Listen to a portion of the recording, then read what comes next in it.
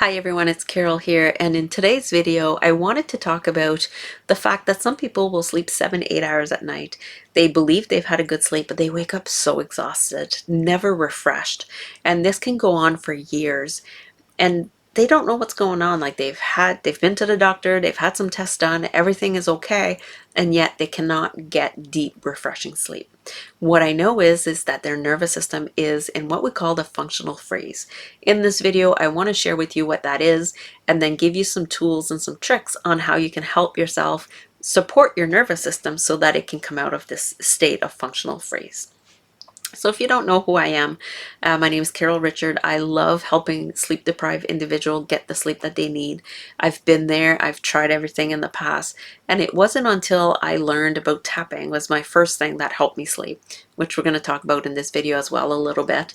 And then adding sleep education along with nervous system education, this was the key. Really understanding which state my nervous system was at and what was happening within my body that stopped me from sleeping. And in this case, for the people that are sleeping, what is happening within their bodies while they're sleeping that they can't get refreshed sleep. So let's start with the story. So I had this person join one of my tapping groups. And it's not the first time I've heard this story. So the story is really not just his story, but it's a collection of memories that I have other people sharing not the same, but very similar stories where they go to bed, they have a sleep tracker. It shows that they've slept 7-8 hours. They wake up exhausted. Some of the things they've said is like, I feel even worse in the morning than when I went to bed. And they can't understand what is happening. Some people have changed their diets. They've reduced sugar, gluten. Some people I know have started taking different vitamins or supplements to help bring their energy back. And none of it seems to be working. And so if you've had a doctor's test that shows that you're okay, but you don't feel okay, I'm here to tell you that it might be your nervous system stuck in this functional freeze. So if I do just a tiny bit of nervous system education here so you can understand what functional freeze is, it might help you understand to see if you find yourself there.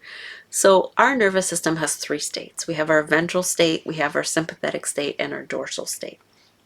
So we want to try to live most of our life in ventral. So ventral, I like to describe it as the very good energy. We're calm, we feel connected, we're at ease, we feel peace. It's a really good way of being in the world. But if you have stressors come in, so either like your work is busy, you got to drive the kids all over the place, maybe you're writing a book, there's just a lot going on with life and you've got all this stress coming in at you, your nervous system will automatically shift into fight or flight, or this sympathetic energy. We do need some sympathetic activation to make it through day to day, because that's the energy. It's a mobilization energy. So it helps us move, it helps us think, it helps us like just be in the world.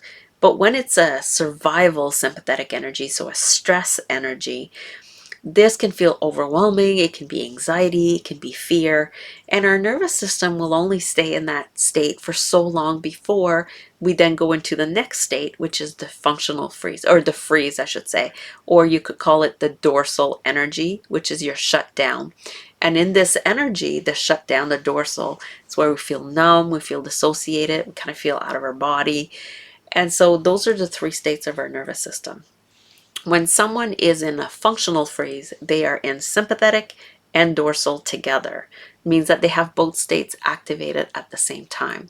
I've often heard it described like if you're driving a car and you're pressing on the gas is that sympathetic energy, that mobilized energy. It wants to move, it wants to go forward.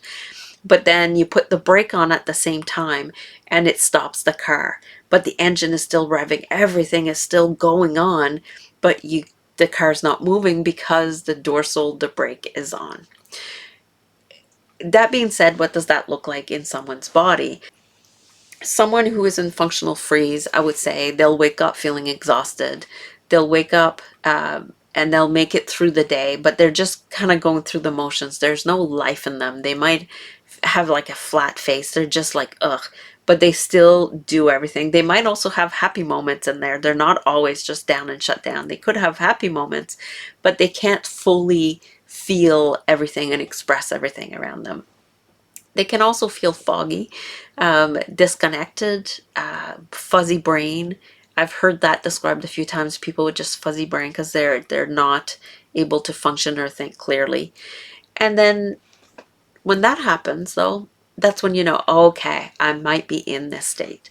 And so when we're trying to sleep, when we want to go to bed at night, we're wanting to be in the ventral and dorsal energy together, meaning that I want this immobilization of the dorsal. I want to lay there flat and go to sleep and not move, but I want the calm energy with it so that my body can rest and digest and restore itself. But when I'm actually sympathetically charged and I have dorsal, so I have both going on. So part of me, like my heart rate might be faster, I'm using all this energy inside, there's inner turmoil, and it's too much and I get the freeze on top of it, then I'm sleeping, but I'm not really sleeping. I'm more like that cell phone where you've plugged it in, hoping to charge it, but in the background you have all these apps running and it's discharging the battery at the same time. So yeah, you might be actually getting the hours of sleep, but you're not getting true restorative sleep. So that, in a nutshell, is the functional freeze and why this is happening, according to my understanding. So what can we do to shift out of there?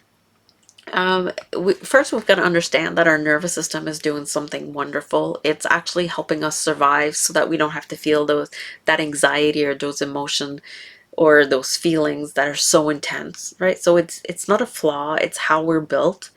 What we have to learn, though, is how to allow this freeze, I call it, to lift, so that we can feel what we're feeling, but have it in a titrated way. So slowly releasing some of this sympathetic energy so that we can get back into this really good ventral energy where we can rest, digest, and sleep well.